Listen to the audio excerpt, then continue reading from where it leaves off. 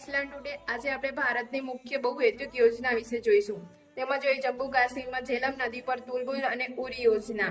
પછી બિયાસ નદી પર જોઈએ તો કે બિયાસ એ પંજાબમાં છે. પછી ગિરી નદી પર રેણુકા જે હિમાચલ પ્રદેશમાં છે. પછી ઉત્તરાખંડમાં જોઈએ તો કે ભગીરથી નદી પર તેહરી બંધ અને ધૌલી પ્લસ ગંગા નદી પર ધૌલી ગંગા. પછી રામગંગા યોજના પણ ત્યાં આવેલી છે.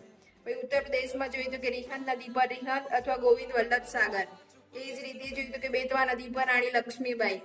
એ રીતે બિહારમાં જોઈએ તો કે કોસી નદી પર કોસી અને ગંડક નદી પર ગંડક.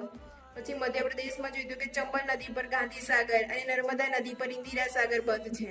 પછી ગુજરાતમાં જોઈએ તો કે મહી નદી પર કડાણા બંધ અને તાપી નદી પર ઉકાઈ અને કાંકરાપાળ.